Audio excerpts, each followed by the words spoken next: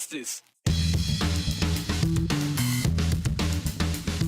A bittersweet curtain call at the Caldwell American Red Cross Christmas Eve blood drive. A face here for 4 decades is ready to say goodbye. It's a winter dream out there. If you like the cold and ice and snow, we're appreciating the snow and forecasting it from inside our warm studio. Will it be a white Christmas? And this is it for 2022, the final episode of the 208 until next year. We are reflecting on the year that was from the state of the 208.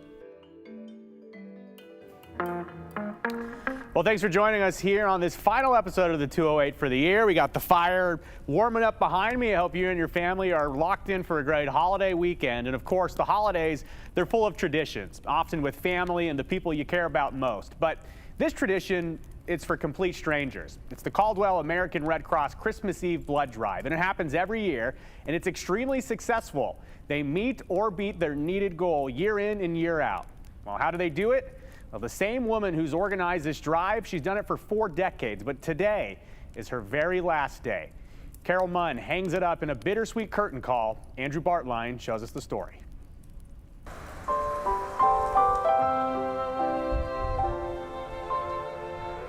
We measure a city by the number of people it holds. We lived and worked in Chicago, and I worked at St. Francis Hospital there. That was a big city. But behind these doors, absolutely, they all know me. Carol only counts the number of people helped. Is your mom coming in? Oh, there she is. The Caldwell Christmas Eve blood drive. It's a local American Red Cross staple, held together for 4 decades. It was the end of the earth for me. By a woman who never imagined calling Canyon County home. I was from big cities, and I just didn't know if I was going to survive. Carol thrived. 55 years as a volunteer for the American Red Cross. One more day to go. This is my swan song today. Is it? Yeah, right. 300 drives in total, marking 30,000 units of blood. The drive may as well be named after her. I'm sure it's called the Carol Drive. She makes a Merry Christmas for us. And that friendship keeps Lillian Pierce, Hey girl, such nice words you said. coming back for 40 years. They had called me to give a blood in Nampa, but I chose to come here because I knew it was Carol's last day. Decades of memories spread through the room.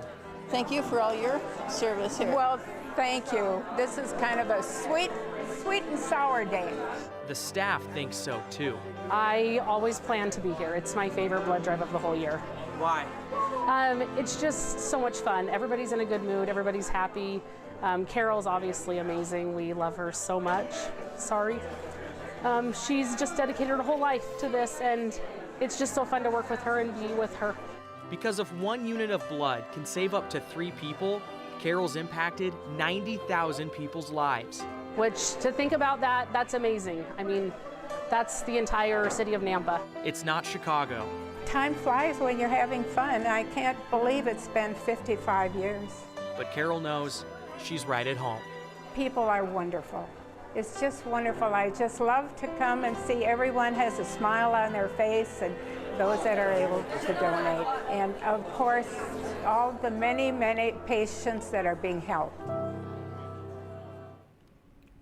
Carol says her only regret is that her husband, Monty, was not there to share this with him today. He passed away a few years back. And while we really focused on the people of this show, there were so many logistical things that Carol was involved with as well that she hammered out. There were no schedules at first. When she started 55 years ago, you're just pulling people in from the street. She really started setting up those appointments, keeping people coming back time and time again, and just a multitude of different things she hammered out. You saw people eating lunch there at one point. She serves a full lunch, so people get their appointments with their friends so they can all come and share that together, to have a meal and to go donate blood. She was very smart about making this a community event, and that led to a lot of its success. And it's also difficult to really quantify how much she's given to the community, because over the last 40 years, there has been years where blood was very badly needed in our communities. I mean, as recently as a few years ago during COVID. So it's not just even the day of. Her ability to get people, motivated to help is really, it keeps giving and giving. Yeah, and there was an official there on behalf of the Red Cross, and he's like, you can't replace people in general. You just find someone who can fill that role and do the job. And he's like, well, you definitely can't replace Carol. So the American Red Cross has it cut out for him to find the next person in Caldwell to get this stuff done. But she did a lot. And the blood drive will continue, of course, into the future. It just, Carol will get to enjoy the day off. Absolutely. All right, Andrew Bartline reporting. Thank you so much, Andrew. Well, hey, all you late shoppers, do you need a quick idea for a gift? Nothing says Merry Christmas like a box of chocolates. And one of our favorite stories this year was the trip down to Lee's Candies in Boise. Oh yeah, the hometown favorite. They celebrated their 75th anniversary this year. So, in time for the holidays, we're taking a look back at when we stopped in at the local operation to learn about the legacy of Lee's, something that may have driven you, to go there over the years, or maybe you've passed it and wonder what's inside. Here's the story behind their beloved original recipes that are really much enjoyed on Christmas morning. A lot has changed over the years, but time seems to slow down behind these doors. Lee's Candies. Lee's has been in business for 75 years. This year, it's our 75th anniversary. There are a lot of constants in this chocolate shop. Longtime customers can taste it. Yeah, it's been here forever. And the recipes that we use today are the same recipes that Lee Knockleby started with when he opened the business back in 1947. Back in 1947, Lee's Candies opened in downtown Boise. Candy connoisseur L.G. Knockleby worked with his son, Lee, to open the store after traveling the country, searching for the greatest candy recipes. And this is Lee Knockleby right there. The story goes, Lee's Candies was a hit, and before too long, the operation run by Lee moved to the storefront still known as home today. The Knockleby notion always remained the same. Never change your quality. That was an important message Lee instilled in his son, Curtis, who took over in 1986. And that message was passed on to a new family in 2021. This is from the original store too. So we try and keep some things the same. The Knockleby family passed the torch to Katie Fernandez and her father, Ken, a new family duo. I was looking for something fun to do, so we decided to take it over. Katie is relatively new to the candy game, but she has a deep appreciation and value for the Lee legacy. It's overwhelming. It's overwhelming. And we knew it would be hard, but you don't know what you don't know until you start doing it. I realized there was a really high standard to uphold. We have customers coming in all the time saying, my grandma used to take me when I was a little kid. Longtime customers know this. Newcomers may be surprised. The bulk of chocolates and candies here are so fresh because they're made just steps away from the storefront. It's a lot of work. So it's a lot of work so you can eat more of it, right? Burning all those calories. The team here is full speed ahead, carrying on the exact same recipes L.G. Knockleby came up with when Harry Truman was president. Like this is really is a legacy, so there's a little bit of pressure there. It was hard not to get hooked though. Katie remembers the moment she knew this was for her, watching the candy come to life. One of the clerks handed me one. She's like, do you want to try one? Right off the bat. Put it in my mouth. I was like, that is one of the best things I have ever eaten. Consistency is king over the past 75 years. The team here learned that from customers, families that have shared chocolate creations for generations. We try to keep the feel a lot the same, and that's something I learned early on when I took over. People would come in. I was like, oh, we do this, we'll change this. And as I started to visit with the customers, they like it the way it is. They don't want it to change. They want to come in and be able to feel that nostalgia. We almost always do a batch like this in the morning. Katie and company handcraft chocolates, caramels, and much more, taking each creation down to the finest detail. This team takes great pride in celebrating the legacy of Lee's. They are incredible. I have an amazing staff. It's really nice to be able to step away and know that everything is being handled. The Fernandez family is also focused on the future, the next 75 years. Every single day, anytime I get to work with customers, I hear some story about what Lee's has meant to their family and how long they've been coming and how important it is to them. My hard-hitting question, does the chocolate ever get old? The crew has to take a taste, right? Quality control. I do. I eat candy every day. I mean, how can you not? It's right there and it's so good. Sometimes I do get in the car at the end of the day and I'm like, oh, I smell like chocolate. That never gets old. So if you're considering a box of candies, Lee's is actually open until 6 p.m. tonight and tomorrow. They close at 4 p.m. So if you didn't make your flight, maybe you got snowed out, maybe a box of chocolates, maybe that'll make things a little bit better. That's delicious. All right, we got a special message right here for you. Take a look. Hey everybody, this is Mark Johnson, wishing you and yours a very joyous holiday season and Happy New Year. More of the 208 after this break. How was that, Joe? Was that okay? Yeah, maybe we'll rehire you. Okay. No, I'm still retired. All right. Back after this.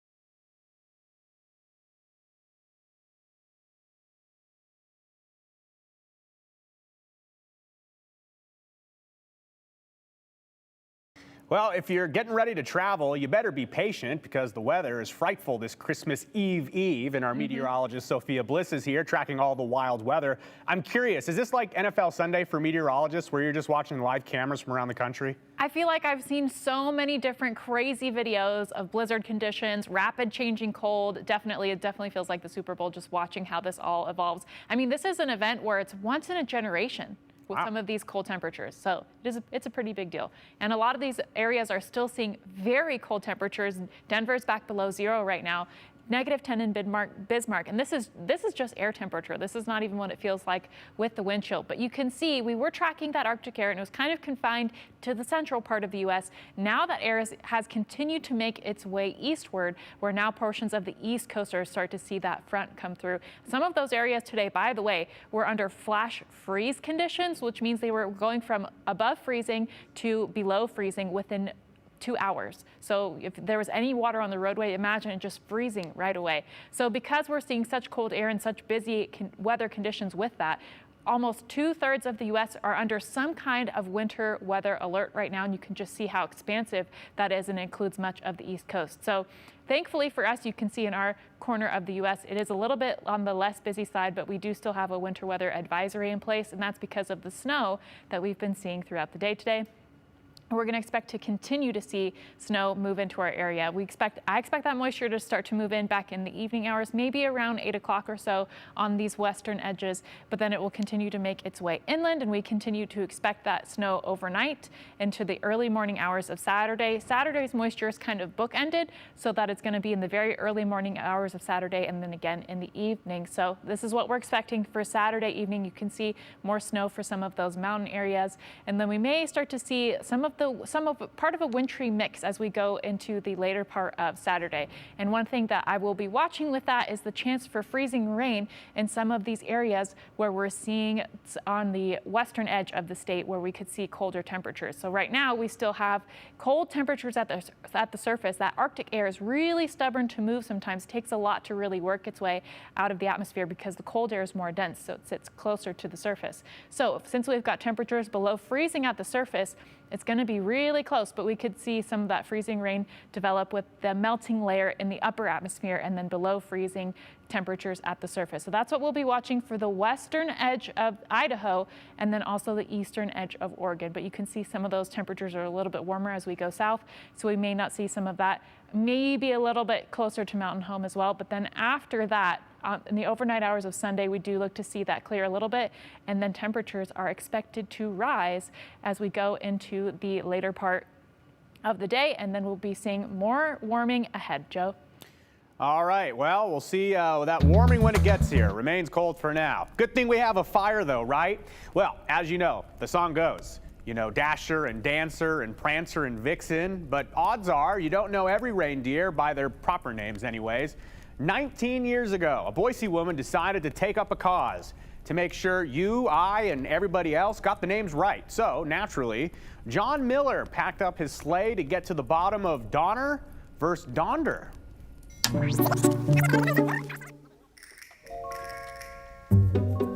You know Dasher and Dancer and Prancer and Vixen, Comet and Cupid and Donner and Blitzen. It's not Donner. Did you know that? I didn't. What is it? It's Donder. Donder. Breaking reindeer news. Wow. Yes, Donner's a fraud. Every time I heard somebody say the word Donner, I thought, that's not what I remember. That's why, seriously, Sandy Zuckerman has written the newspaper. Spread the word. Called major companies. It's important. She says to call the seventh reindeer what it really is. It's Donder. In Dutch. Yeah, Donder und Blitzen is thunder and lightning. Turns out Sandy's pretty thunderous herself. Here's the ones that started it, Bloomingdale's. I wrote to them last year. Bloomingdale's is not a small company. No, it's not. But they made a big mistake. They sure did. They embroidered their bath towels with Donner. After the good fight, I got the president, Franz Wigglin, to call me back and say they were taking them off the shelves. Who knows how many towels and socks and saucers Sandy's gotten recalled. I'd want it to be right if I paid $300 for those dishes. All of the other reindeer. Sandy's certain Gene Autry was the first one to sing about Comet and Cupid and Donner with no D, and now anybody that's watching this that will go out and help me spread the word becomes a deputy DA. What's that? Deputy Donder Advocate. She even made one out of cartoonist Jim Davis after Garfield made the gaffe. Right there. And he wrote her back. Thank you so much for the clarification.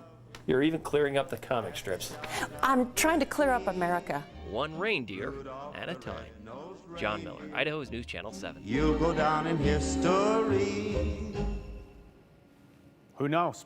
Well, we did a little more digging. It turns out that Donner is German and Donder is Dutch, but both translate to thunder in English, so Donner, Donder, they both pass the accuracy test. I just don't see on Comet on Cupid, on Thunder on Blitzen taking over. I don't know, Thunder's pretty good too, right? Well, speaking of Comet and Cupid, they, along with all of the other reindeer and Santa Claus, they are gearing up to leave the North Pole to start their journey around the globe, delivering gifts to all the good boys and girls. And if you're curious about where they are at any point, oh boy, are you gonna like this. You can track them with the live Santa tracker on KTVB+, which you can find on Roku and Amazon Fire TV.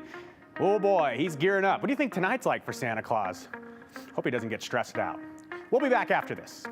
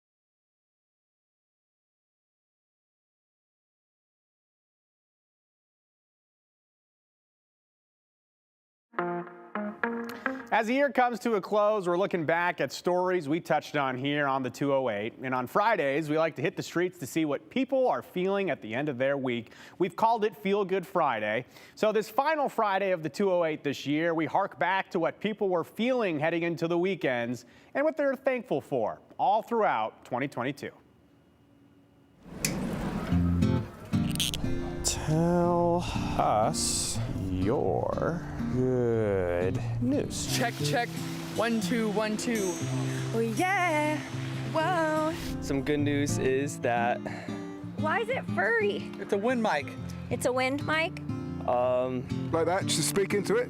Man, this is hard. What brings you to Boise? I was taking a tour because I just got accepted here, so. Well, that's good news. Yeah, the early admission, so yeah, it's good news. My husband and I are just celebrating our 1-year wedding anniversary. That's awesome. Yeah. 1 year of marriage down? 1 year marriage down, forever to go. Yeah. Good news in our families. I'm expecting my first grandchild, and they are expecting their first niece or nephew.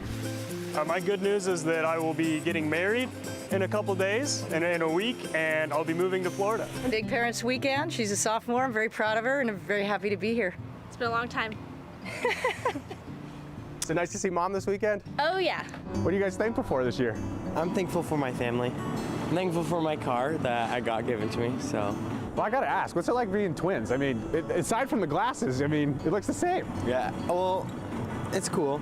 It's fun. It's something that I think a lot of people don't get to experience, but I also don't know what it's like to not be a twin, so it's cool. But my good news is that I'm not a football fan, but I am a soccer fan, and my team won the first game of the season last weekend.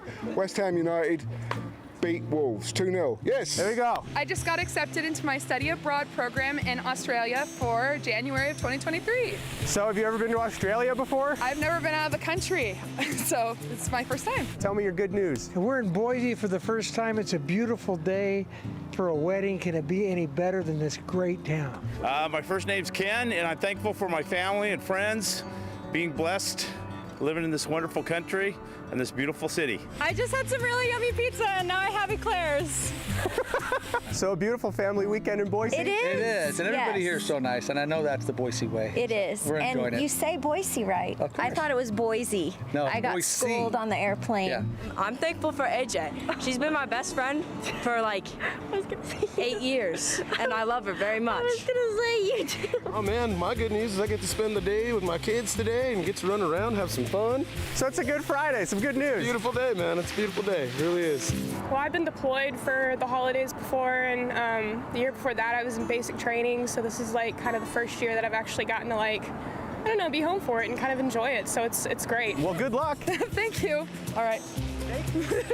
Thanks, guys. Yeah, thank you for sharing. We appreciate it. Enjoy your weekend. Oh, likewise. You too. And I just want to thank all of you out there that we spoke with for any variety of stories here on the 208 throughout the year. You, the people at home, is what makes this 208 program so special. And as hard as we work on it, we couldn't do it without you in the community. So thanks so much for sharing your good news with us throughout the year. Of course, we'll do it again in 2023. But your final comment section, yeah, we're going to answer your text messages live coming up after this break. So we will see you in a few minutes to wrap up the 208.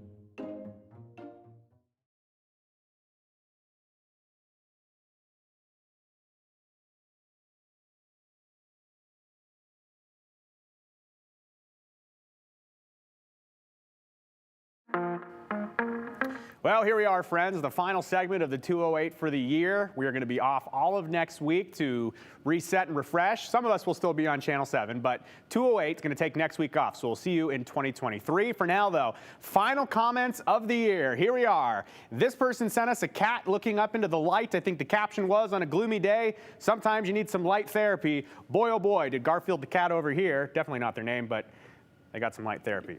This person says, warm holiday wishes to the Channel 7 family, including the retired Mark Johnson. Yes, thanks for joining us, Mark, via voice note. We appreciate all your hard work every day. That's Laura in Boise. Laura, thank you so much.